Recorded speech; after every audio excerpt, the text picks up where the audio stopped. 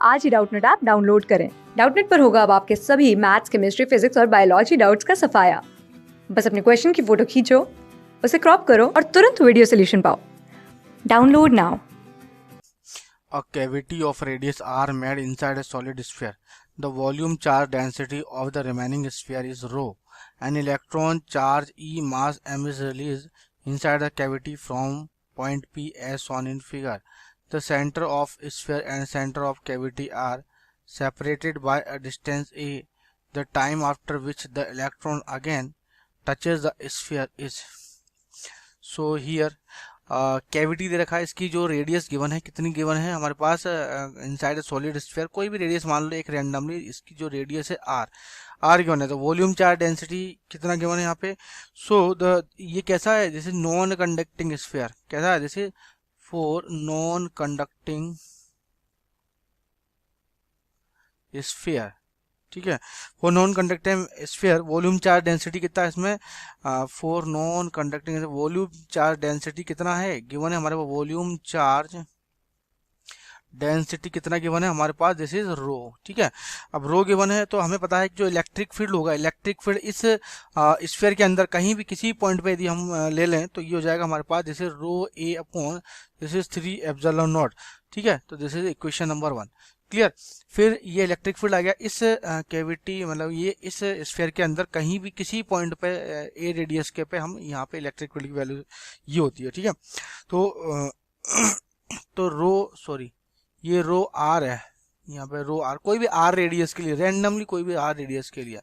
यदि मैं बात करूँ centre of electric field at centre of cavity की बात करते हैं, तो electric field of centre of cavity के लिए हो जाएगा, दिस इज यदि ए रेडियस का है तो this is rho a upon 3 epsilon naught, ठीक है, 3 एप्सिलॉन नॉट। तो ये वैल्यू हम पुट करेंगे, तो इसको तो रहने दो, ये तो एक फॉर्मूला होता है जनरल फॉर्मूला, तो ये हमारे पास वैल्यूज है, ठीक है। This is equation number 1।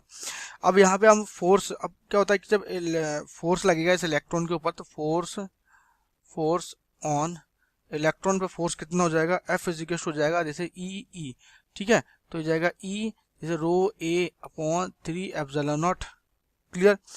अब जब ये फोर्स हुआ तो एक्सेलरेशन भी चेक कर ले, तो एक्सेलरेशन ऑफ इलेक्ट्रॉन हो जाएगा this is F by mass of electron. तो एफ कितना है हमारे पास, e rho a upon 3 epsilon naught m, ठीक है। एम ई एम से रिप्रेजेंट करता है, एम हो जाएगा, ठीक है, e rho a upon 3 epsilon naught m, clear.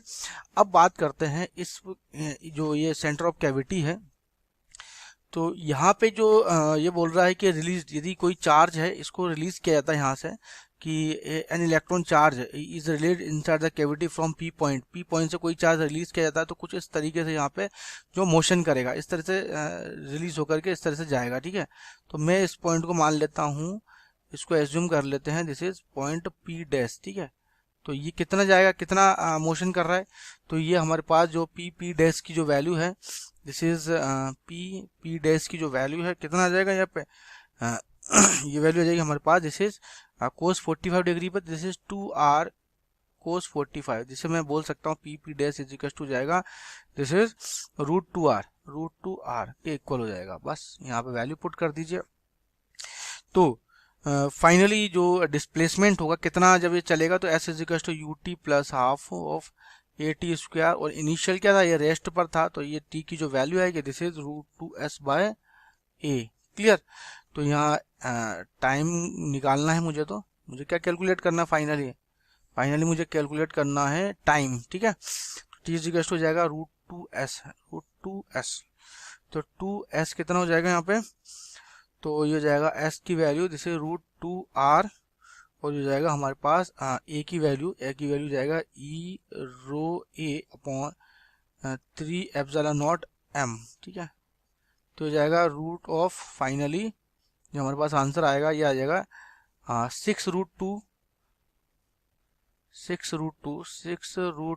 r epsilon naught m upon e rho a, this is our answer. So option number कौन सा करेक्ट है, 1 इज करेक्ट। क्लास 6 से 12 से लेके नीट, IIT JEE मेंस और advance के level तक 10 million से ज़्यादा स्टूडेंट्स का भरोसा। आज ही डाउनलोड करें डाउटनेट ऐप या व्हाट्सएप कीजिए अपने डाउट्स 8400 400 400 पर।